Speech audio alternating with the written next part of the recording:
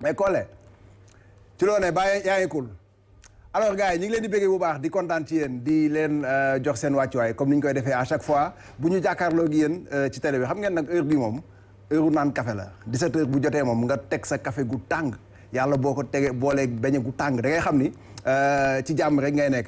ayca rendez-vous bi nag dafay door fi mu ne 17h ba 18h jàpp 18h30 dañuy àndandoo ak yéen désormais sur la 2 mooy télé bi nga xamante ni dafa boole culture ak sport parce que nag sénégalais yi ñoo ko namoon sénégalais yi ñoo namoon télé boo xamante ni télé divertissement la ku ne xam na ni culture ça rime ak divertissement. ku ne xam na ni sport itam ça rime ak divertissement du ñu yem ci mbalax kase dañuy dugg ci concert yi dañuy dugg ci rythme bu nekk dañuy leen di indi itam ay concert yoo xamante ni ay grands de la musique sénégalaise ñoo ko def juste pour dundaloo leen le meilleur de la culture sénégalaise waaye itam dinañ dugg ci ponk sport bi parce que sport ku ne xam na ni dafa bokk ci levier yi doxal dëkk démb rek la preuve Sénégal gis ngeen ni mu def fële ca Congo démb ñëpp a kontaan gis ngeen son excellence Bassirou Diomaye Diakhar Faye ni mu galvaniser Lions yi avant match bi et puis ni mu leen jàppale itam pour que ñu mën a gaaw a dellu soit ci Sénégal après match bi pour dire que ni sport dafa bokk ci liy doxal dëkk démb gaynde yi dañoo bégloo Sénégalais yëpp bi Ismaïla Sarr dugalee xol yëpp dañoo féex suñu xel dafa dem ci bi Sadio Mané dugalee penalty ba ca Cameroun contre Égypte bi ñuy andil Coupe d'Afrique bi donc yooyu yëpp moment yooyu yëpp da ngeen koy dund fii sur la 2 parce que dañu boole encore une fois culture ak sport moo tax man chaque ngoon di ngeen ma retrouver fii bu ko defee ñu waxtaanee lépp lu jëm ci musique waxtaanee itam lépp lu jëm ci wàllum sport itam parce que làmb ji ku ne xam na ni itam mi ngi dox actuellement mbëri dañu nekk vacances mais saison bi léegi mu ubbiwaat basketball itam gis ngeen dernièrement coupe yi nga xamante ni Sénégal demoon nañ fa yooyu yëpp di ngeen koy dund en live and direct ci 2 bi muy télé bi nga xamante ni dafa boole culture ak divertissement ay ca ñun dañuy dem léegi parce que chaque ngoon dama leen di andil ay sélection musicale yu neex yéen fi ngeen toog seen ay kër ngeen koy béggee fi ngeen toog ci bureau yi ci place liggéeyukaay yi ngeen may message di ma wax yan musique ngeen bëgg ma leen koy andi tam waaye itam dinaa leen andil seen ay star préféré ci plateau bi bu ko defee ñu waxtaanee ko bu ci kanamee tuuti dinaa leen andil benn staru football boo xamante ni yàgg nañoo béggal ci bal boo xamante ni bu ma waxee génération 2002 xel yëpp dafay dem ci moom parce que ñi njëkk jëmmal footballu Sénégal moom daf ci bokk moom dafa bokkoon ci ñi jaay destination Sénégal ci wàllum football bi ñu dajee Cameroun en 2002 final ba mi ngi fa woon bi ñuy dem Coupe d'Afrique je pense Mali la woon mi ngi fa woon bi ñuy dem Coupe du Monde mi ngi fa woon mu gunge gaynde yi ànd ak gaynde yi sénégalais yi yàgg koo topp mu amoon nag style bu particulier boo xamante ni xam nga joueurs yi souvent dañuy nekk ay star moom ci génération am star la woon donc bu ci kanamee tuuti nañ ko recevoir mais avant loolu bëgg naa ñu seetaan lu bees di nga xamante ni Bambali Seck génnee na ko muy jongoma son la boo xamante ni sénégalais yi actuellement ñi ngi koy déguster bu baax a baax parce que mois bi ñu nekk dafa am 3 sons yoo xamante ni ñooy itu mois bi je pense à Arva bu Jaamaan je pense à Mon Combat bu Wally Seck mais man sama coup de cœur mooy jongoma bu Bambali Seck parce que dafa andi démb andi coon andi tradition andi RTS su démb lépp mu boole ko ci benn vidéo moo tax ma leen koy jox ngeen seetaan ko bu ko defee ñun après ñu dellu soit ci plateau bi parce que tey li ñu war a waxtaanee dafa yaatu dafa bëri. ayca ñu dem Collé. Non seulement un artiste respecté, mais aussi un homme de famille attaché à ses valeurs. te man bi may door ñàkkul daana reprendre ay morceaux jàmbur. À ses côtés se trouvait Diaga, son épouse, femme discrète mais très présente dans sa vie. John Seck et Diaga dans les années 60.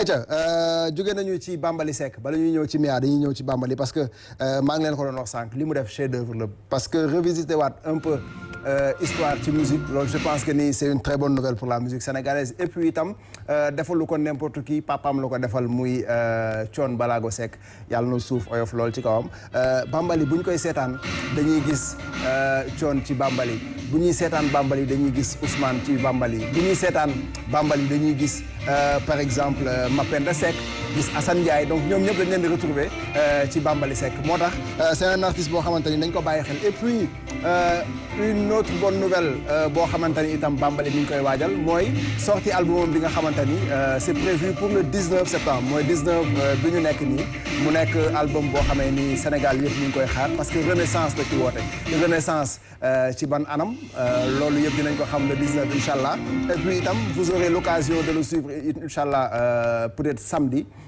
ci samedi soir yi nga xamante ni dafay am sur la une donc xaar leen ko Bambaly Seck et puis mi ngi liggéey label boo xamante ni Sénégal ñëpp jox nañ ko bopp parce que ni muy jàppale jeunes talents yi mooy The Best Production donc vraiment chapeau à Bambaly Seck bu ñu ñëwee ci Mia Guissé itam moom kenn dootu ko présenté parce que vraiment c'est une artiste boo xamante ni mi ngi def son bonhomme de chemin depuis bi mu ñëwee ci musique sénégalaise ba tey wala sax bi mu commencé carrière solo ba tey elle ne cesse de nous impressionner à travers ay sons yoo xamante ni ay hit la ñu nekk Mia léegi on ne parle pas de Mia ci ay 5 millions de vues Mia c'est plus de 10 millions de vues jëm kaw ci ay singalam moo xam featuring yi muy def par exemple choix bi nga xamante ni Mia def na ko ak Wally Seck mi ngi nekk diggante 45 millions de vues vidéo bi ñu seetaan léegi passé na les 30 millions de vues pour dire que ni c'est une artiste boo xamante ni vraiment moo ngi dox yoonam Mia Guissé donc moom itam mi ngi waajal tournée française boo xamante ni dafay commencer le 25 octobre jëm le 22 novembre donc yéen ñi nekk France moo xam Poitiers moo xam Nantes moo xam Marseille moo xam Lyon ah donc pare leen tournée européenne sax laay wax parce que le 18 octobre elle sera du côté de Torino en Italie yéen waa Espagne itam waa Barcelona Mia da leen andil seen wàllu donc pare leen tournée européenne bi nga xamante ni Mia Guissé mi ngi koy waajal bu ñu jógee ci Mia faaw ma ndokkal nag Arva yi Sénégal moo bëri ay Arva Arva pour la grande histoire dafa am yaayu Arva Diaga la tudd parce que mi ngi tàmbalee ci Diaga bi Thione wayoon ndokkalee ko Ajaratu Kiné Diouf Diaga moom itam yàlla na ko yàlla yërëm mu nekkoon way boo xamante ni sénégalais yëpp dañ ci doon delloo njukkal seeni ay soxna képp kuy góor da nga doon delloo njukkal sa soxna à travers way boobu nga xamante ni Thione wayaloon na ko Diaga waaye wayu Arva bi nag dafa dellu siwaat ci même histoire bi à travers Arva dañuy rendre hommage également toutes les femmes du Sénégal parce que nag il faut dire que ni Sénégal bëri na ay sëykat Sénégal bëri na ay femmes yoo xamante ni c'est des femmes de valeur waaye nag am na ñoo xamante ni il faut ñu xam ni Arva du tontu Arva day wann baat Arva ku déggal jëkkëram la donc yéen bu ngeen bëggee mel ni Arva jël leen qualité yi nekk ci Arva ngeen doxee ko di ko waxee pour mun a mel ni Arva donc nañ dem seetaani jaamaan ci son bi nga xamante ni génne na ko yàggul dara Arva par exemple en même pas 15 jours mi ngi presque à 10 millions de vues pour dire que ni sénégalais yi dañ ko accueillir à bras ouverts donc nañ dem seetaani ko juste après ñu dellu si parce que suñu invité il va nous rejoindre d'un moment à l'autre fii ci plateau bi ayca.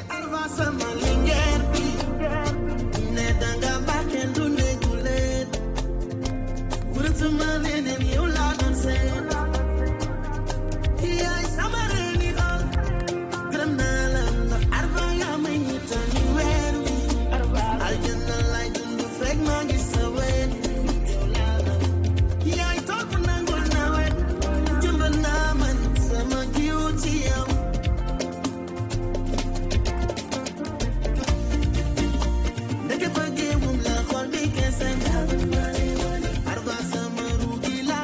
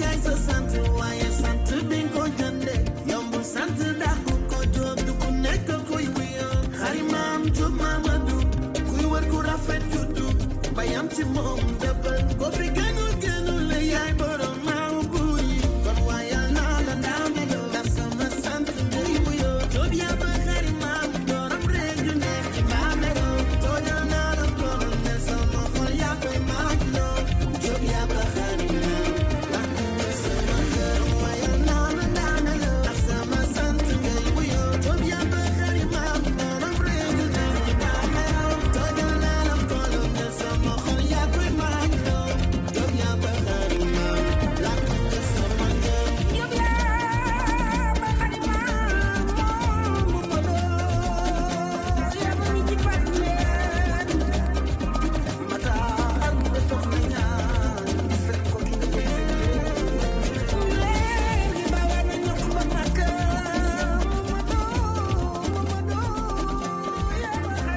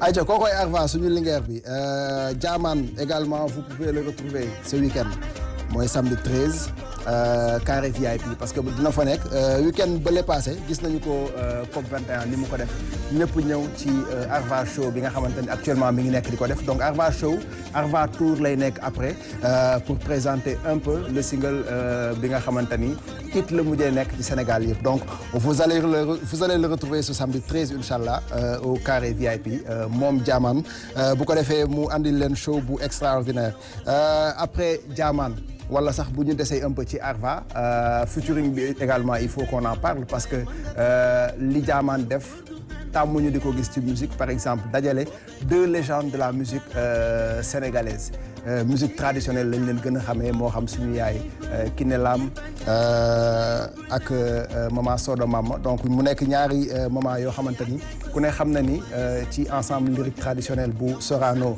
la ñu dooree seen ay carrière ñu liggéey lu am solo ci Sénégal tey bu ñuy jiiñ daanaan ñoom lañ daan yónni ñoom daanaan yi moo tax itam bu ñuy jiiñ Arva il faut que ñu woo itam daanaan yooyu nga xamante ni ñoom lañ daan yónni bu ko defee ñu jiiñal leen Arva mi nga xamante ni moomam way wi mais à présent damay dalal sama invité je vais recevoir mon invité Aïcha tey nag dama fi am maa ngi leen koy wax sànq benn légende vivante du football africain tellement qu'il a beaucoup fait pour le football africain moom bi mu bàyyee football mënoon na def ni ñeneen ñi dem teg ay godaasam jàpp teleem di seetaan football mais non il a été aux côtés des Lions moo xam ci aventure bu ñu munti nekk bi muy metti mu ànd ak ñoom bi muy neex mu ànd ak ñoom ba tey mi ngi ànd ak ñoom fu Lions yi dem ci àdduna bi dañ koy gis seen wet mu nekk di leen gunge pour dire que ni ñoom i tamit dañu am expérience boo xamante ni dund nañ ko ci wàllum football war ko mën a partager ak seen i ay rak war ko mën a partager ak ñu mel ni Sadio Mané ñu mel ni Idrissa Gana Gueye ñu mel ni Pape Matar Sarr donc je reçois une légende Grand Alassane Ndour. bon. mais respect grand. mais naka mu. mais ñëwal nii. nii ah. ñëwal nii. ayca boog ak nga mën a sañse nag. non yaa ma daal. ak nga mën a sañse nag non ñëwal nii gars yi gën a gis sa sañse ñëwal nii. non avancé nii. yaa ma mën. non grand foog ñu décortiquer. couleur yi non bàyyi yooyu parce que bii bleu la bii bleu la. waaw bii dafa naa bleu la de waaw. ban bleu la bii. bii est-ce que du ay bleu kii yooyu rek bleu ciel ak yooyu. bii bleu foncé la. waaw mais grand nga laal ci suuf rouge. bu ñu dégradé tuuti noir. non maa ngi ci wàllu roy yaa ma gën a grave. non man mooy sama star man vraiment à travers ma voix. Sénégalais yëpp ñu ngi lay jaajëfal. di la remercier pour non seulement li nga def ci football africain. mais également bi nga bàyyee football ni nga accompagner Lions yi parce que c'est très important il faut ñu souligner point boobu noonu tey tu représentes toujours le Sénégal partout dans le monde xam nga barki Demba Ndiaye gis nañ leen Burkina ñu invité leen pour un match de gala loolu yëpp pour wane que ni sport solidarité la xam nga lu war a boole la dañu war a am un esprit fédérateur xam nga donc par ma voix le Sénégal te dit merci beaucoup. man maa war a remercier Sénégal vraiment Sénégal man maa ko amel. parce que tey bu ñu nee ba egg ci benn niveau bi Sénégal moo ñu fi eggal. donc ñun ñoo encore desal taxawal Sénégal. donc à travers le monde à travers l'Afrique. waaw kontaan naa. mais grand RTS. dafa ñëw ak ay feem yu amul fenn. dafa ñëw andi RTS boo xamante ni culture ak sport rek la ñuy waxtaanee. loolu c'est une bonne nouvelle. mais c'est la jeunesse. cum culture sport mooy jeunesse. donc loolu boo leen ci taxawee ñun dañuy kontaan. ñun dañ ci kontaan. bien vrai que ñu ngi xaw a jëm mag tuuti mais ba léegi ñu ngi. non. dese ngeen ay bokk nañ ci jeunesse ba léegi. bien sûr. bien sûr mais c'est très bien c'est une bonne innovation jeunesse dafa soxla culture ak sport. parce que loolu mooy définir jeunesse tey ak Sénégal donc tey aujourd'hui bu ñu xoolee xale yi li ñuy def ci culture bi ak li ñuy def ci jeunesse bi day dal xel. très important Collé am na ñaari vidéo yu ma la dénkoon Collé dénkoon naa la ñaari vidéo jox ma benn bi mu nekkee ci oto bi parce que il faut que ñu décortiquer vidéo boobu noonu. yaa ngi seetaan vidéo bi de yaa ngi koy gis nii. comme ça.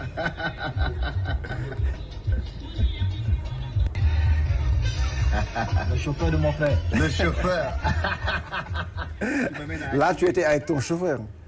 waaw moom sama chauffeur waaw sama chauffeur. Samuel Eto'o. waaw moom sama chauffeur bu baax la sama chauffeur là c'est quelqu'un de bien de gentil. on a une très bonne relation amicale boo xamante ni bon peut-être que les gens ne comprendront pas suñu relation fu mu jógee. mais nit ku baax la nit ku vraiment koo xamante ne yeneen nañu ma ak moom donc on partage de très bons moments. vidéo bi c'était il y a 2 semaines. à Abidjan donc on était là-bas pour des projets pour waxtaan ci beaucoup de choses en même temps pour aussi enjoy quoi voilà. et puis xamul tax ma ñëw ci vidéo bi parce que pour man sport dafa war a nekk luy boole pour ñëw ci. match Sénégalu démb bi parce que démb dañu gis image boo xam ne itam neexul. Absolument. Le monde du foot. Absolument. parce que sport 90 minutes la yam bu jeexee jeex na. je pense que ni lu war a boole la foo la reetaan la ku gagné ñu xam ne yaa gagné ku perte ñu xam ne yaa perte mais démb image bi ñu gis. Congo quand même ce n'était pas une belle image quand même. Pas du tout. Ouais. C'est pas le sport. Ouais. Le sport c'est fédérateur. Sport day boole. Sport day associé nit. Sport dafa nekk loo xamante ni benn langage la. booy làkk Joola man may làkk leneen. bu ñu dajee autour du sport. ñëwal ñu tuuti. bu ñu dajee autour du sport. on se comprend. jarul ñu bañ a bokk lu ñuy làkk. donc loo xamante ni dafa fort. c'est très très costaud. mais tey aujourd'hui boo xoolee Congolais yi ni ñu doxale dafa mel ni dañu diviser. dafa mel ni ñoom dañu ne ñun bokkuñu ak yéen.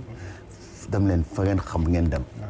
te sport melul noonu parce que esprit sportivité mooy ñu ñëw def match bi dans les meilleures conditions. équipe yi ku ci ne wane li nga indaale. résultat bi yàllaa ko xam. bu résultat bi féetee fii keneen ki félicité ko. comme ñun lu ñu def ak ñoom fii Congo. parce que ba ñu joué Congo fii c'était difficile ñoom ils nous ont marqué un but à la fin égalisé. stade bi yëpp mer. mais dañu pare doxalee wuñu comme ni ñu doxalee démb. amul dara lu fa supporter sànni. encadré nañ leen ñoom. yóbbu nañ leen seen hôtel. jël nañ seen avion ñibbi nañ seen kër ci jàmm. mais fitna bi sénégalais yi nekk woon foofu congolais fitna yi bu ñu leen teg. vraiment c'est pas li nga xamante ne moom Afrique soxla. image football c'est pas ça parce que tey adduna bi yëpp bu ñuy seetaan Afrique ñu ne dafa am benn nu ñu ko affiche bu tàng. Congo Sénégal lu ñu war a gis mooy. de la qualité dans le jeu. de la qualité dans les infrastructures. comme ça tubaab bi bu toogee de pourtant Afrique kat. ñu ngi fay football dans les meilleures conditions.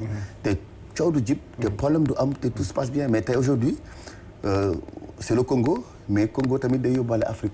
parce que tubaab bu ñu toogee di ñu seetaan nañ naan xaaral encore ces Africains. ils sont même pas capables d'organiser un match de foot.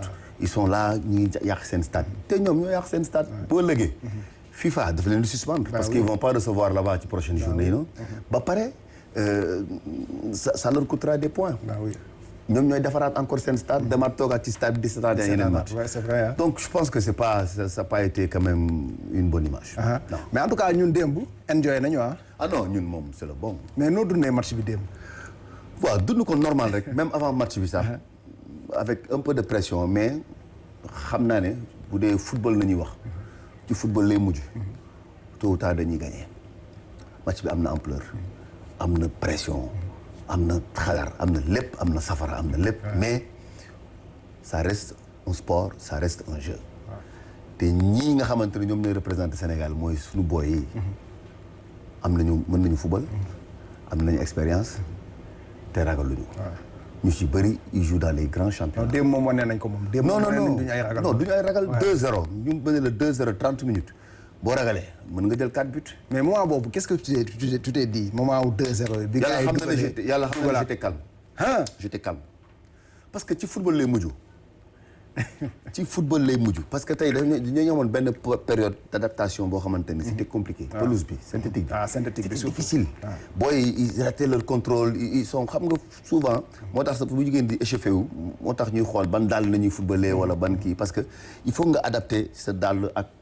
pelouse bi ñu la proposé ndax day glisser wala ndax pelouse bi day accroché ak yooyu mais ba 30e minute dugguñu ci match bi comme il le faut su sunu circulation ak yooyu mais ba ñu demee ba commencé nand affaire bi équipe bi commencé duggaat ci match bi mais toujours dans le calme parce que booy ils ont été très calmes. Ils ont pas cafouillé xamoon parce que xamoon nañ ne ñoom ñoo mën Congo ci qualité intrinsèque Sénégal moo mën Congo. bien vrai que Congo ñi ngi ci woon ci benn dynamique bu doy waar.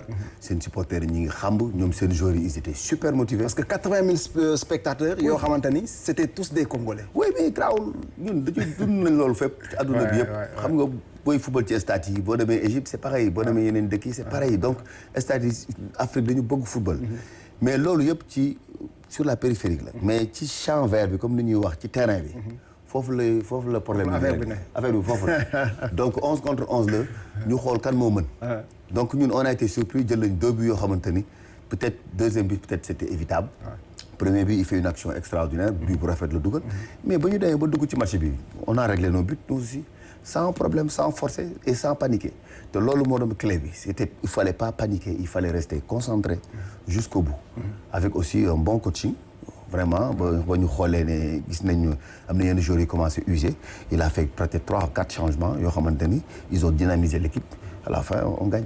mais tout le monde parle de la performance de Sadio Mané par exemple tey à notre grande surprise bi ñu xëyee booy ñu ci bëri sadaxalaahu lazim lañ doon wax maanaam lu jeex la daal.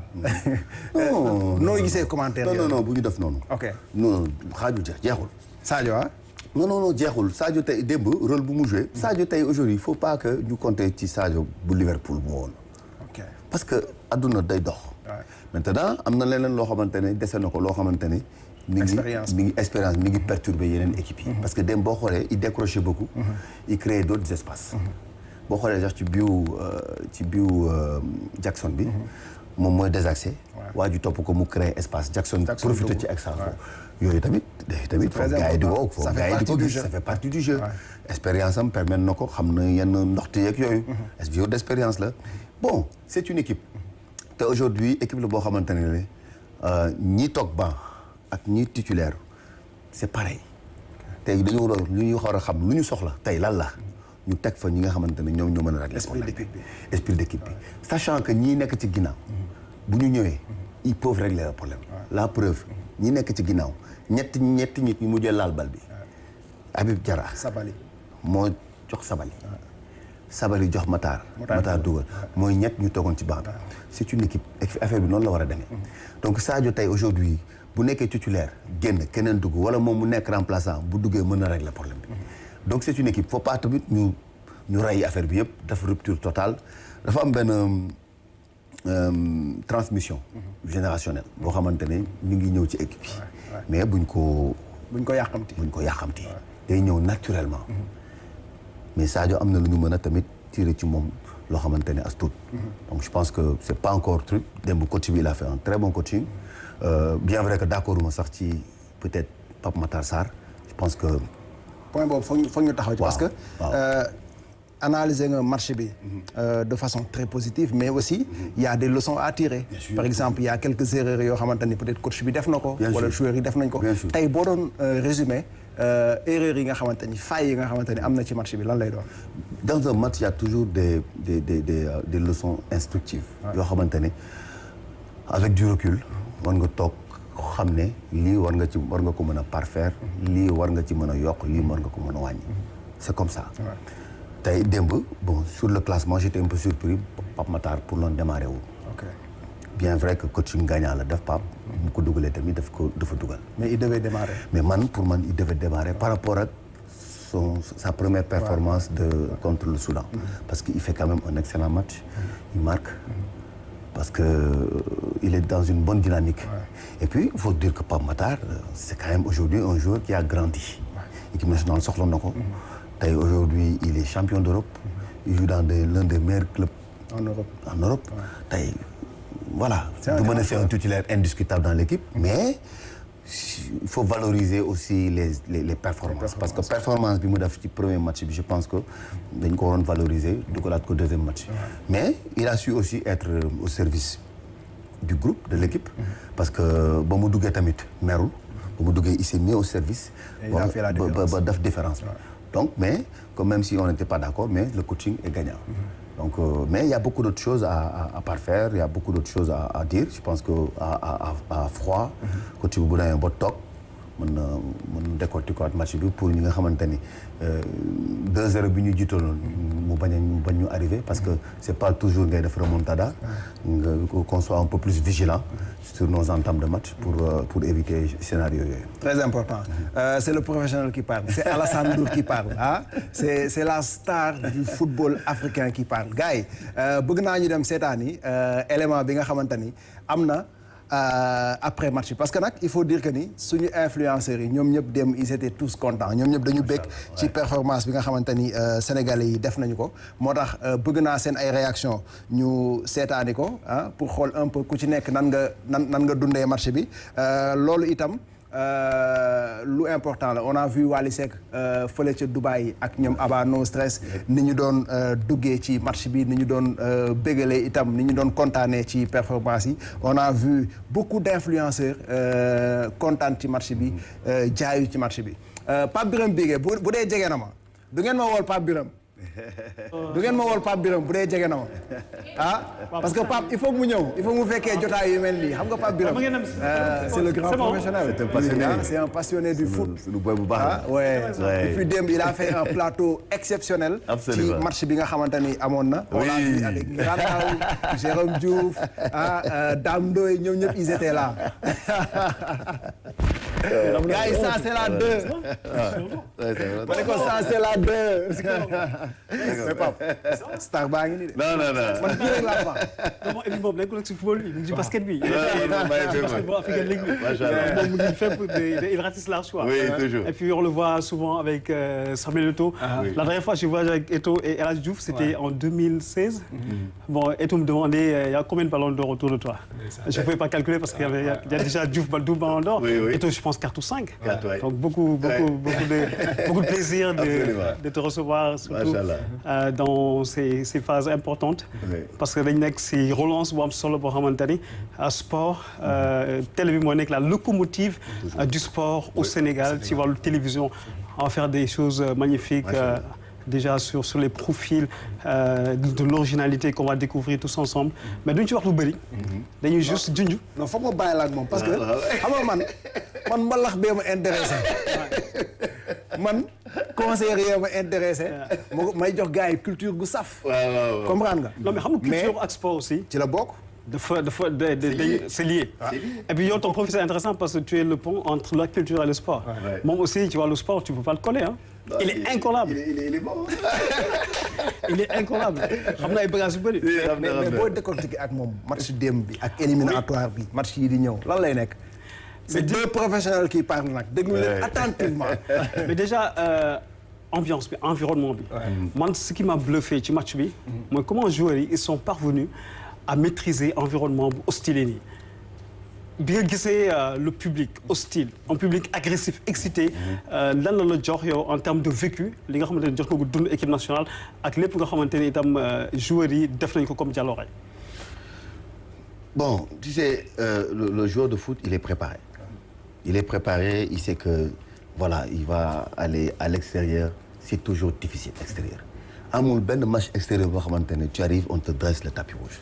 Ça n'existe pas, en Afrique en tout cas. Peut-être en Europe. Donc nous, on a connu des matchs, je ne vais pas dire aussi chauds, mais des matchs très chauds. Mais tu es préparé, tu sais que ça ne va pas être simple, ça ne va pas être facile. Même un point, mais ça peut dire que yombo. Mais tu es préparé de telle sorte que tu fais abstraction à tous ces détails-là.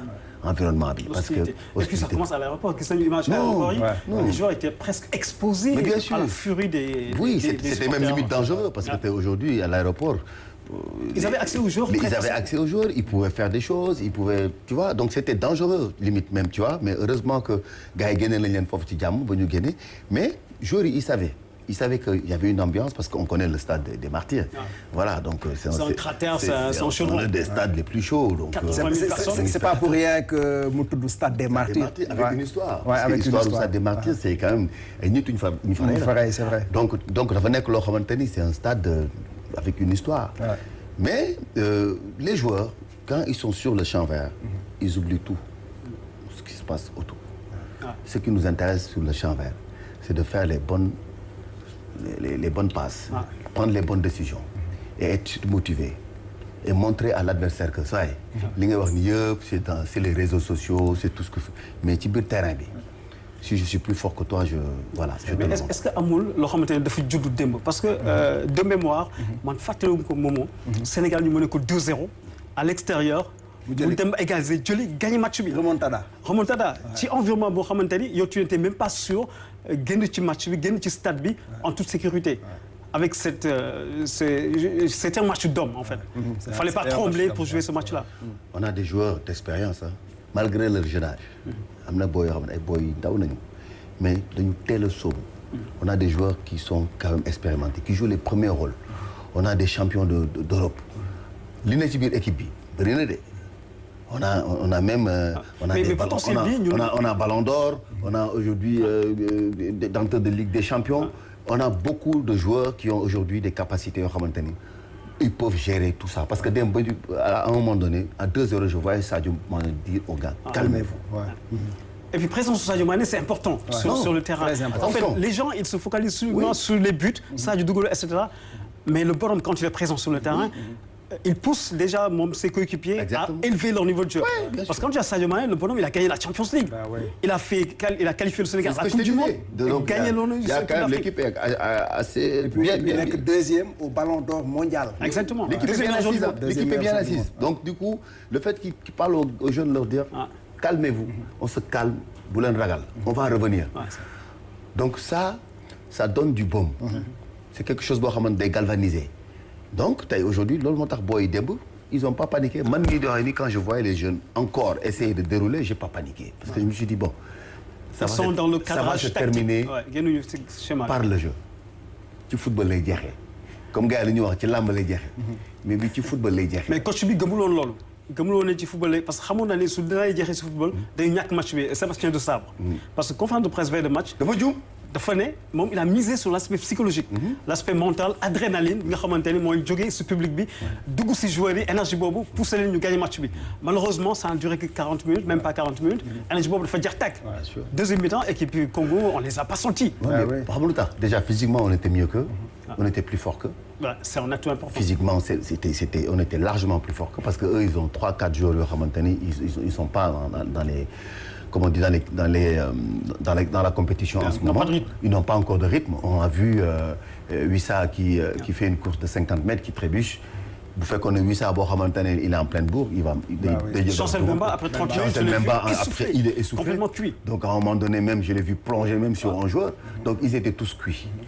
Donc affaire bi c'est pas 30 minutes, c'est 90 minutes. À 30 minutes tu peux maîtriser mais boo demee ba pare kii jël deuxième souffle il va te surclasser. Et c'est ce qui s'est passé à la fin. Donc ils étaient cuits. Donc nous on était sur notre dynamique et puis voilà donc c'était plus simple pour nous. Et puis li nga wax si football lay jeexee maîtrise de jeu bi dañ ko sentir en deuxième mi-temps. Pourquoi je le dis parce que joueurs yi certes def nañu abstraction si environnement bi mais ñu ngi si doon bàyyi xel. Parce que moment bi ñu poussé les 5 dernières minutes fi ñu dugalee le troisième but c'était presque vers la fin du match. Donc le fait d'avoir maîtrisé l'environnement déjà tege paqueté public bi teg leen de côté maîtriser jeu bi il savait à quel moment marquer le but man loolu laa jàpp. Marquer le but à 5 minutes de la fin tu n'as pas de risque d'envahissement de terrain. Gars yi du ñu am temps pour organiser wu pour yàq match bi. Mais si on l'avait marqué à la 70e minute 65e. beneen problème la le match mën na bañ a yegg. Non je pense que tey aujourd'hui tey entre les deux équipes parce que tey ba ñu nekk à 2-2 à la 80e minute on aurait pu commencer à faire des jeux longs parce que boo jaaxle noonu nga njëkk a def pour gagner du temps tu sautes les lignes pour jouer long pour dévier kërëb mais ñoom ils sont dans leur élément quand on joue comme ça mais nous lu ñu def mooy mën nañu football on s'est développé on s'est trouvé comment dire casser des lignes pour vraiment contourner l'équipe te boo xoolee bii bi noonu la demee à 86e attaque placée on était tranquille comme à l'entraînement charnière centrale bi joxe nañu bal bi entre ñoom ñaari yoon mu jox ko mu delloo ko mu jox ko mu delloo ko xam nga loolu mooy préparation dañ ko togg dañu togg on essaie de voir où est-ce qu'elle est la faille voilà donc ba ñu joxee booy Habib Diarra rek automatiquement il met une touche à Sabali déjà foofu il y a 3 joueurs qui sont morts Sabali qui va à 10 000 et la projection de nos milieux de terrain donc loolu yëpp je veux dire c'est un travail mais en même temps loo xamante ne c'est un quotidien pour les joueurs. lecture de jeu là. c'est un quotidien pour eux. c'est un travail tu as lâché le mot. Voilà. Parce que coaching gagnant. Oui. Pape Thiaw daf ko togg daf ko créer. Non. Il a eu l'audace. Ah oui. Il n'a pas eu peur parce qu'à un moment donné même les joueurs sont frais hein. C'est les 4 qui ont touché le ballon. Ça a été les 4 les plus frais parce qu'ils venaient de rentrer. daf ko gëm jusqu'à la fin parce qu'à un moment donné Sénégalais yi j'entendais ñun yàlla nañu am génn match bi ci match nul. Par contre les joueurs qui étaient sur le terrain ils étaient sûrs que ñoom dañuy gagner match bi. Non mais parce que maîtriser nañ lépp. Non parce que tous les paramètres maîtriser nañ ko. waaye en deuxième mi-temps il n'a même pas été. sonnoon nañu boobu sonnoon na yow tu sais que tu maîtrises l'adversaire. Maintenant il faut tout juste trouver les astuces pour te donner des occasions en sachant que ñun occasions yi léegi on les met parce qu'on a des milieux de terrain qui marquent. On a des milieux de terrain qui créent le surnombre et tout ça. Donc je pense que... Loolu aussi force Sénégal Alassane Ndour. Le fait que le danger peut venir de partout. Oui. Koulibaly, il a marqué à Dakar. Pape Gueye. Oui. Pape Gueye. Pape Matar Sarr. Pape Matar Sarr. Habib Diarra. Donc c'est pas seulement en muselant une attaque que tu arrives à faire déjouer le Sénégal. Donc tey jii ça veut dire que Sénégal li muy wone en termes de possibilités, en termes de potentialité dans le jeu, dans la production du jeu et surtout sur l'aspect offensif, mais c'est incroyable. C'est une panoplie hein. C'est une panoplie voilà c'est une arme yu bëri la gars yi di proposer aujourd'hui tey le ballon peut arriver de partout le but peut arriver de partout et même sur le banc donc on a quand même de la ressource donc aujourd'hui l'entraîneur a du pain sur la planche. On n'a pas insisté trop sur la présence de Sadio Mané ci équipe bi. Pour yow ban impact lay am dans le jeu et également en tant que leader. Pour moi Sadio c'est un leader technique. C'est un leader technique ba pare c'est un leader aussi mental parce que aujourd'hui il est capable déjà de créer des brèches, il est capable de décrocher parce que souvent les équipes adverses ils se focalisent sur lui. Parce que Dembo balaa match bi commencé on voyait que des pancartes Sadio Mané maîtrisable Sadio Mané Sadio Mané. Donc du coup il reste la star de l'équipe. Donc il a un rôle à jouer, il décroche, il crée des brèches et tout ça. Il est toujours là, donc on a toujours besoin de notre Sadio Mané. Peut-être que hier le fait déjà mu galvaniser aujourd'hui ça a un peu aussi apaisé donc yooyu yëpp am na ci solo donc sa présence reste importante pour man dans le dispositif. Absolument. Maintenant après à lui aujourd'hui de se mettre aussi au service de l'équipe parce que si il y a un match où il devrait être remplaçant ça devrait pas poser de problème pour moi parce que lui il doit être au service parce que tey aujourd'hui defal na Sénégal lu ne donc mu nekk ci banc bi wala mu nekk ci en tant que titulaire ça doit être pareil pour lui sachant que tôt ou tard il peut lui-même régler le problème. Je vois le cas de Ronaldo hier. C'est ça que je voulais dire. Cristiano Ronaldo, c'est un peu près le même statut. Il y a un partout, il rentre, il met le deuxième but. Il fait la différence. Il fait la différence. Il règle le problème. Et même premier match bi, il est sorti à la 60e minute aussi. Oui, donc aujourd'hui on doit être sur la gestion. Sur la gestion de quand, comment, où l'intégrer pour mu mën a indil équipe bi lu nga xamante ne moom la soxla. am na solo saa yi ndaanaan la de. moom rek laay topp. xam nga comme que sport ak culture la ñuy boole. ma jox la waale bu bees bi. mon combat. jeex na. foog ñu ànd benn soirée waale xam nga. dem da ngeen ma yóbbaale xanaa. mais xam nga fecc bu bees bi mën nga ko bii. après nga jàngal ma ko. off ni ko. waaye dama gën a de. maa ngi jàng ko répété def ay répétition def training. merci beaucoup kontaan naa mon frère. Aïcha guys dama leen di bàyyi ngeen enjoy vidéo Wally bu bees bi mon combat vidéo la bu exceptionnel boo xamante ni tourné wuñ ko sax Sénégal ñi ngi ko tourné entre Dubaï Maroc xam nga pour dire que ni ñoom itam ñi ngi génn tuuti pour gën a mën a may doole li nga xamante ni moo di musique sénégalaise RTS2 c'est la chaîne qui allie sport et culture nañ seetaan te ñëwaat.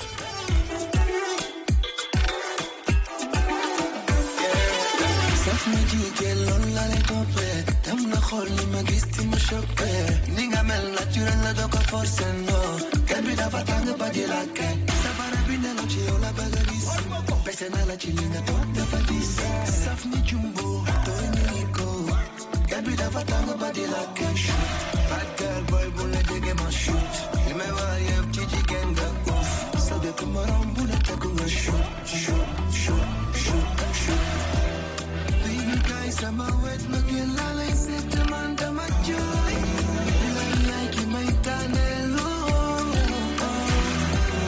bi ma la gisee sama xol dafa neex bi ma la gisee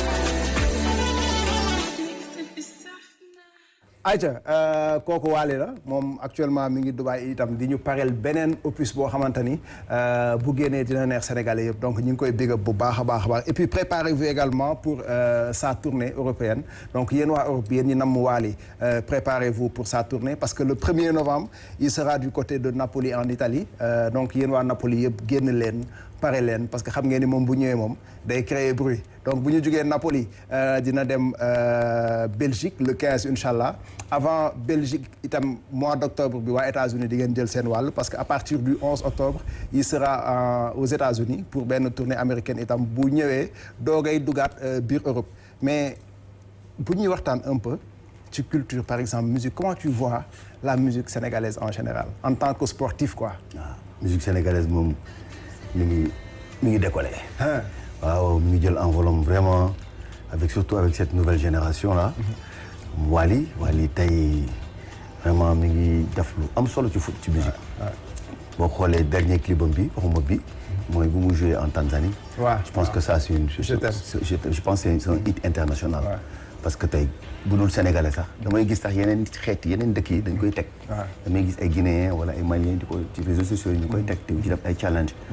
donc musique moo demee noonu musique moo amul frontière.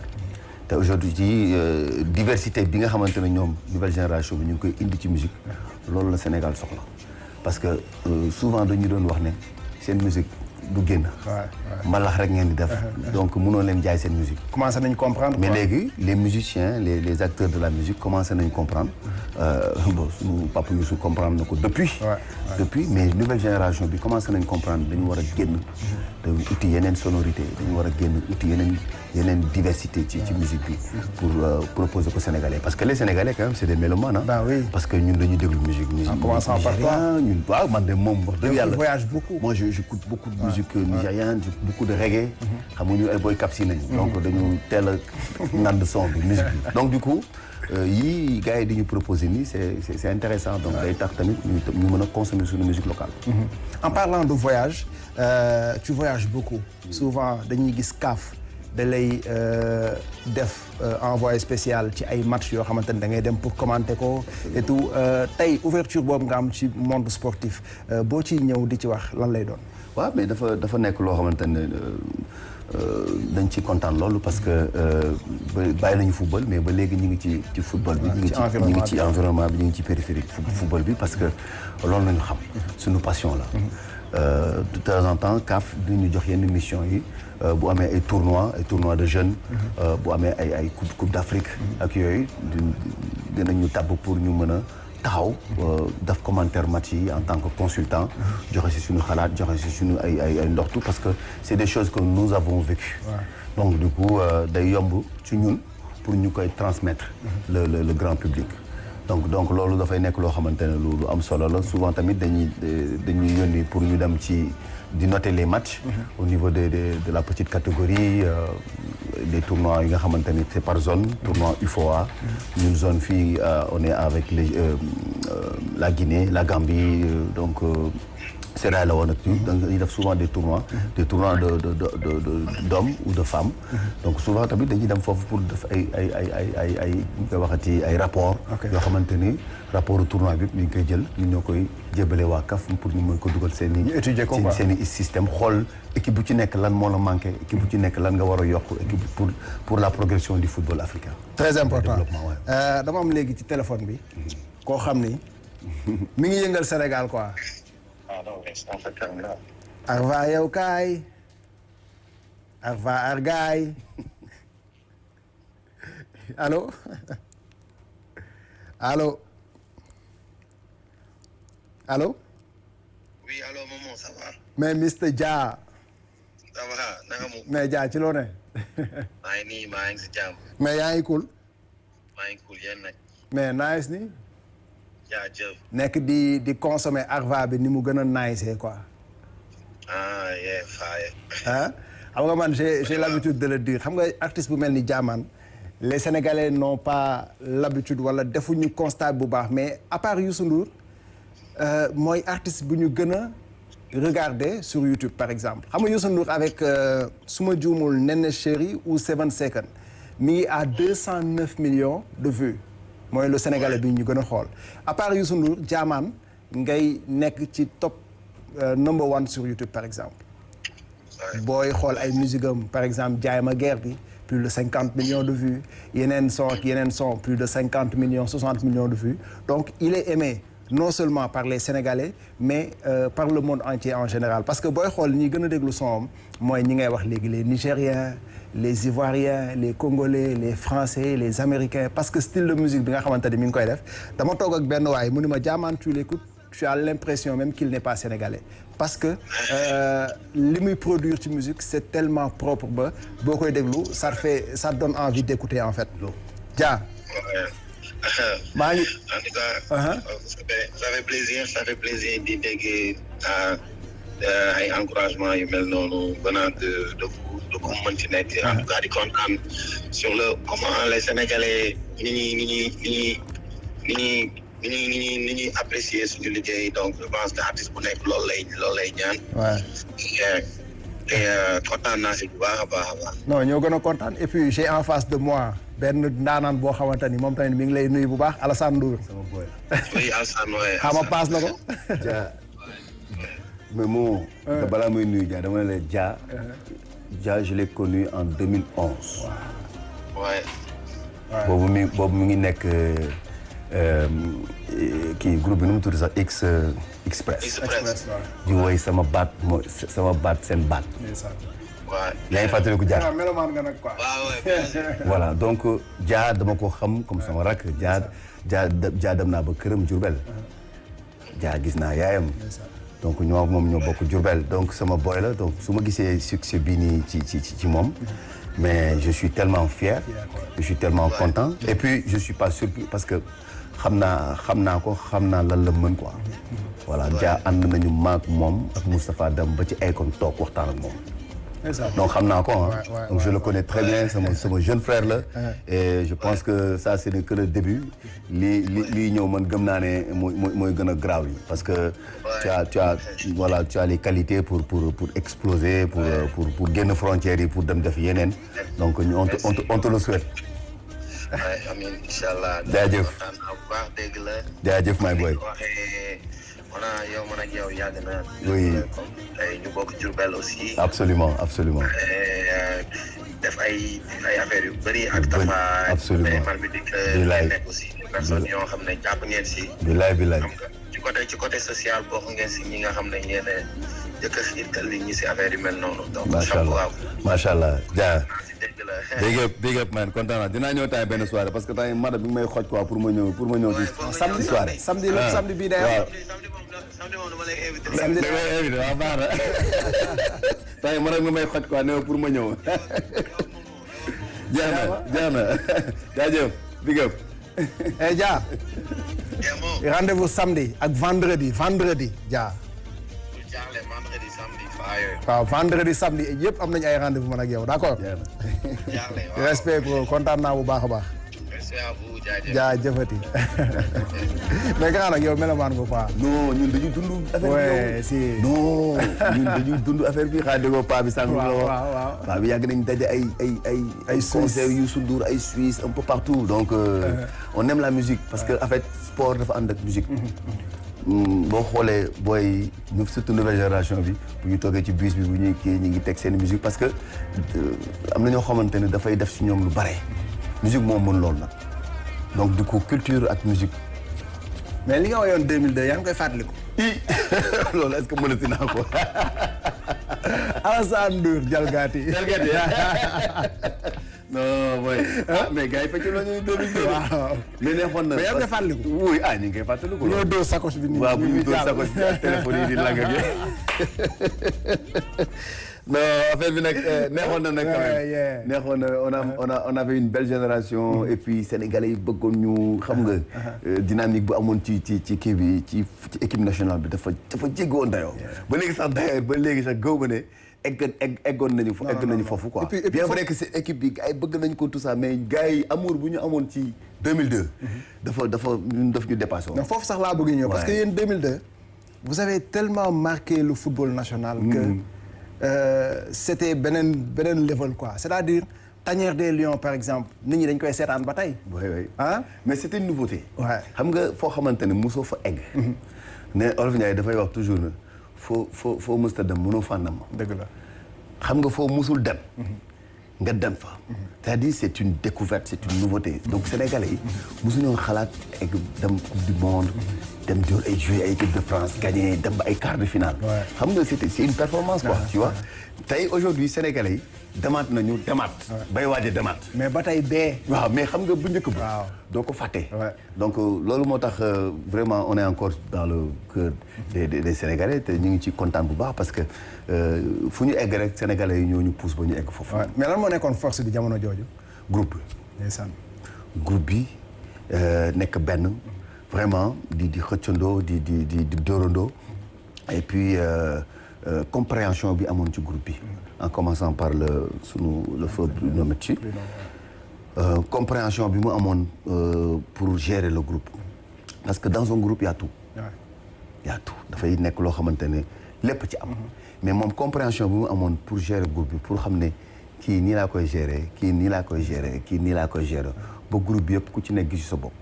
loolu moo doon force bi. et puis nous aussi compréhension bu ñu amoon sur la différence des joueurs. ku ci nekk ni nga différent ak keneen ak nan nga koy jàppee.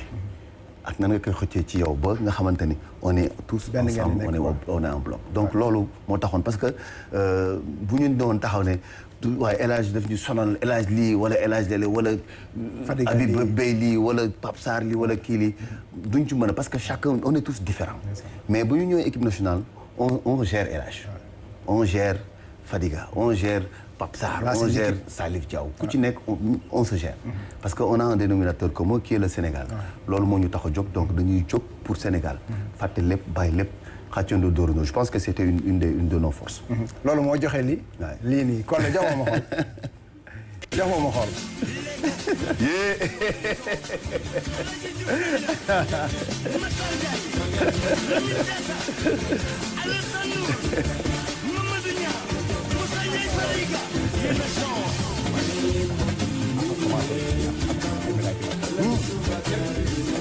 waaw fii la tàmbali ndeysaan Pape Bouba à jamais les premiers à jamais les premiers c'est toujours ça c'est toujours ça ndeysaan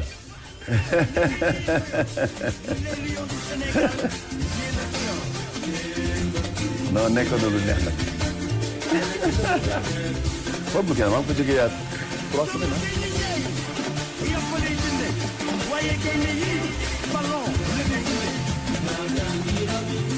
jalgati baa ngi jalgati bi nga ko doon defee nga ko doon defee ay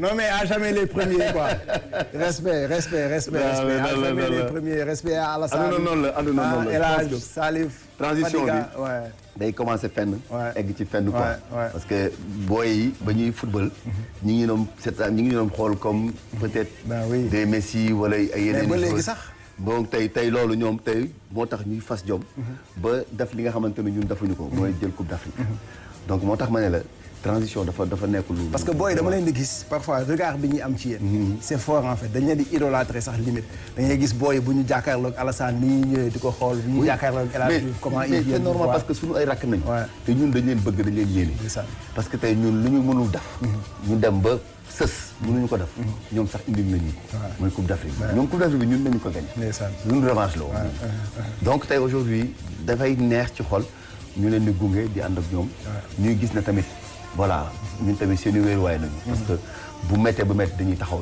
jàkkaarloog obstacle parce que loolu mooy esprit de groupe te vraiment gis nañ ko ñoom ci 2002 bi ñu ngi koy doxee tamit parce que boo leen xoolee jubóo nañu ñu ngi ànd ñu ngi kaf ñu ngi ree ñu ngi foo donc bu terrain bi tamit ils font même des dépassements de fonction ku ci nekk ñu ngi jàppale sa morom donc boo xoolee ni ñuy jouer ils sont tous vraiment très soudés donc loolu lu am solo la c'est une force de l'équipe mais lu tax nga bàyyi basket parce que basket am nga ci médaille bu ne tamit basket day gars yi c'est que yow nag tu es très talentueux gars football ak basket la ok ma am benn frère bi football am benn frère bi basket ok Pisco Ndour Omar Ndour donc bu ñu demee football ngoon bi 17h ba ay 19h sama beneen frère bi ay ca ñu dem basket 19h 20h30 midi donc ñaar yëpp boof passion la woon mënoon naa def carrière sax ci basket bi pour dire vrai parce que am na ay tournois yoo xam ne man maa doon jox ay meilleurs joueurs ci basket donc mais j'étais beaucoup plus attiré quand même par le football malgré que bëggoon naa parce que trop mais football moom ma gënoon a neex tuuti Ok. mais mënoon naa ci lu bëri tamit ci basket bi.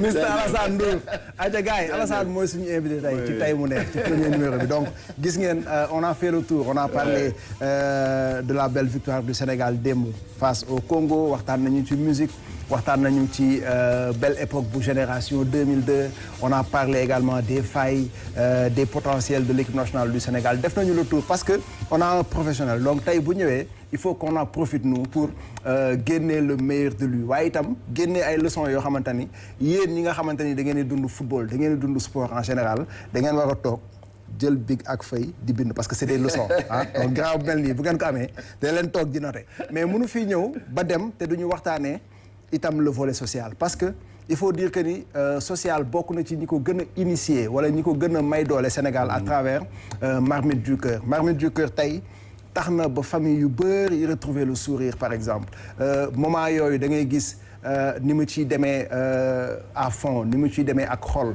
di wàccee ay toni ceeb di ko distribuer aux familles di def leneen ak leneen loo xamante ne sax caméra yi duñ ko wane derrière les caméras man xam naa ci dara li muy aider moo ëpp sax bu caméra yi tàkkee xol boobu.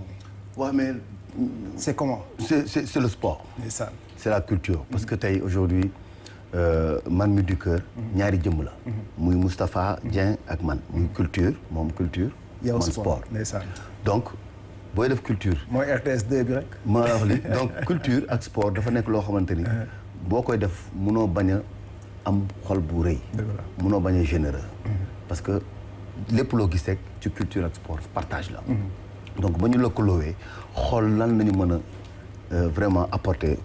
ci suñu dëkk parce que Sénégal encore une fois comme ni ma ko tàmbalee wax Sénégal moo ñu defal lépp. moom defal na ko lépp ci culture man defal na ma lépp ci sport macha allah donc ñun ñoo war a delloo njukkal Sénégal. donc ci ba ñu créé loolu association boobu noonu nekkoon les pionniers. ci social gars yi xamuñu woon élan de solidarité boobu noonu. mais ba ñu demee ba ci biir gis ne vraiment impact bi mu am ak vraiment soxal bu mu am pour les populations. ñu bëri sax ñu ngi ko doon reprendre. di ko recopier ñii di ko def un peu seen i gox ak yooyu. mu nekk mais macha allah mu nekk loo xamante ni man su ma gisee nit ku koy def rek. damay kontaan parce que je me dis que booy roy da ngay roy lu baax. parce que man bugguma lu ñaaw. bugguma loo xamante ni day yàq image yu dëkk. parce que tey aujourd'hui boo demee ba yenn dëkk yi toog seen dëkk di seetaan Sénégal yi rafet yi fay xaw ba pare ba bëgg ko initier di ko teg ci seen dëkk donc loolu mooy lu baax donc loolu moom donc vraiment dañ ci sant yàlla bu baax mu nekk nag 16 ans yoo xamante ni ñu ngi ci ba léegi di ci daw di dugg ci village yi di jànkoonte problème yi mais yàlla di ñu ci dimbale chaque année ñu koy def ba dugg nañ sax ci ay teen defar nañu 46 teen yoo xamante ni ci ay dëkk yoo xam ne amuñu woon ndox ñu def fa teen avec nos partenaires donc vraiment mu nekk loo xamante ni dafa am solo ci dundu nit man en tout cas daal damay sant yàlla bu baax li ma ci boole bien vrai que ñun ñooy initiateurs yi mais suñu borom man daf ma ci boole donc man dama ci sant yàlla bu baax parce que mënoon nañu xiir ci leneen mais xiir ñu ci dimbale bi ak yërmande bi ak fu mu egg ci dayo bu mu egg donc loolu moom dañ ci sant yàlla bu baax. Et puis j'interpelle également le DG Pape Alé Niang mu joxeel ñu ko le président Diomaye Faye joxeel ñu ko le premier ministre Ousmane Sonko des personnes ou des personnalités comme Alassane Ndour dañ leen war di dooleel bu baax parce que li ñuy def c'est pour le bien des Sénégalais et que ñoom itam gis nañu bi ñu ñëwee ba tey ni ñuy liggéeyee ni ñuy œuvrer pour le bien des Sénégalais donc des personnalités comme Alassane Ndour je pense que ni dañ leen war a gën a dooleel bien vrai que ni sax ils sont pas demandeurs parce que xaaruñu état pour def ko xaaruñu keneen pour def ko mais dañu koy def parce que tout simplement ils ont une passion forte pour le Sénégal donc moo tax yéen ñi nga xamante ni itam vous avez une passion forte pour le Sénégal mu leer ñu ñun ñëpp donc pour man dañu war di collaborer avec des gens comme Alassane Ndour et y en a d'autres qui sont là yoo xamante ni ñoom it dañuy dem ci Sénégal ak passion donc j'interpelle directement le DG Pape Alé Niang xam naa ni moom c'est un passionné du Sénégal Sénégal parce que Sénégal jaral na ko lu nekk grève na fi grève de la faim ba tey ji am yaram bu baax sax mënatu ko parce que Pape gërëm la macha allah xam naa ne mi ngi seetaan ma bàyyi la nga big up ko waaw ma Pape moom dañ koy shout out moom sunu grand bu baax la yàgg nañu xamante donc comme li nga wax rek ñun c'est vrai que duñu xaaruñu nguur parce que dafa am loo xamante ne balaa nguur di la ci fekk yow yaa ci war a jiitu voilà parce que li ñuy wax ndimbal da cay fekk loxol borom donc tey aujourd'hui sunu 16 ans yëpp xaaruñu ci nguur dem nañ ba benn moment nguur bu fi newoon sax woo nañu ba tappal ñu ay médailles de ordre national du Lion pour magnifier li nga xamante ne mooy liggéey bu ñu doon def donc xaaruñu ci nguur waaye bu ñu ci nguur fekkee tamit day gën a neex parce que tey aujourd'hui nguur bu ñëwee dina la dooleel boo xamante ne impact bi dina gën a rëy impact bi mu gën a rëy bénéficiaires yi gën cee jot donc loolu mooy mbébét bi donc ñi ngi leen ciy xaar à travers notre DG Pape Alé mu jàllale message bi tamit donc ñun on est des Sénégalais lu baax rek nañu bëgg donc na yaatu incha allah bala ñuy tëj émission parce que li ñu tëjee ci ay waxtu bëreetul dama bëgg ñu seetaan benn booy boo xamante ni man je peux dire que c'est la révélation du mois Ada Boy parce que boo demee sur TikTok challenge bi yëpp maa joolaa la mooy booy bi ñuy armé nii di yóbbu ñaari loxo yi boobu xamagoo ko de boobu foog ma jàngal la ko non foog ma jàngal la boobu waaw benn instant sama doom bi Prince day jéeg saa naan papa maa joolaa waaw baax na donc mooy révélation mois bi ñu nekk wala mois yi ñu génn parce que boo demee sur TikTok challenge bi moom la nga dem sur Snap moom la ñuy déglu nga dem par exemple sur Instagram également challenge bi moom la donc pour le grand plaisir des Sénégalais ma bàyyi leen ngeen seetaan Ada Boy bi nga xamante ni itam samedi di ngeen ko retrouver ci samedi soir chez Momo sur la 1 ayca ñu dem.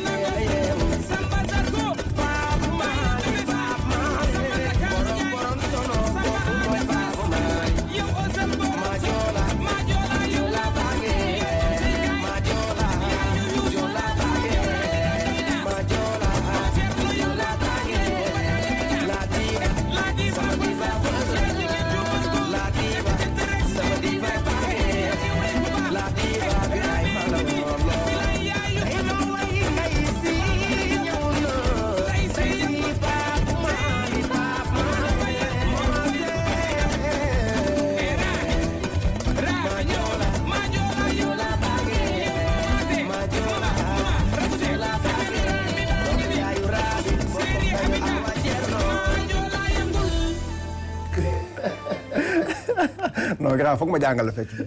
maa joolaa mooy bii est-ce que dina kii. non bii da ngay armé bii. tànk boobu ma doon bii maa joolaa kii après da nga koy aj nag ci kaw. da nga koy dem ci kaw. oui ñun bàyyi ñu jalgati bi rek. ñu bees yi dafa compliqué. day métti dafa métti. mais grand kontaan naa ci recevoir vraiment maa la gën a kontaan. vraiment ça a été un plaisir waxtaan bi neex na. macha allah macha allah beaucoup d'enseignements. xam nga macha allah vraiment toujours le même. non fii suñu télé la. ouais. RTS c'est la maison mère. ouais. mooy yaayi télé yi comme on dit donc bu ñu woowee moom vraiment ci li nga xamante ni xam nañ ko. avec plaisir ñu ñëw waxtaan ci et puis yow jantal boy nga. sama boy bu baax nga vraiment yaa ngi sa yoon ñu ngi lay ñaanal bu baax a baax. ñu ngi lay ñaanal bu baax a baax. jaajëfatee kontaan naa bu baax a baax ah jaajëfatee donc waay à très bientôt inchallah. kontaan naa merci beaucoup mon frère. ayca grand kontaan naa bu baax. allez gars yi on se donne rendez-vous très bientôt inchallah wala sax demain parce que le rendez-vous c'est tous les jours le rendez-vous c'est de 17h à 18h tous les jours donc pare leen ko xaar leen ko fii day gën a neex donc nee naa leen contrat la sama diggante ak yéen contrat la boo xamante ni mbégte mi day dem di ngeen am culture di ngeen am sport di ngeen am it yu bees yi exclusivité yi di ngeen ko dund fii sur la 1 ak sur la 2 ak tey mu neex di ngeen dund itam lépp lu yay information sportive itam di ngeen koy dund parce que loolu mooy la 2 dafay boole sport ak culture on se donne rendez-vous demain d'ici là portez-vous bien et puis messieurs dames et puis mes chers téléspectateurs restez non mais restez en compagnie des programmes de la 1 et de la 2 am leen jàmm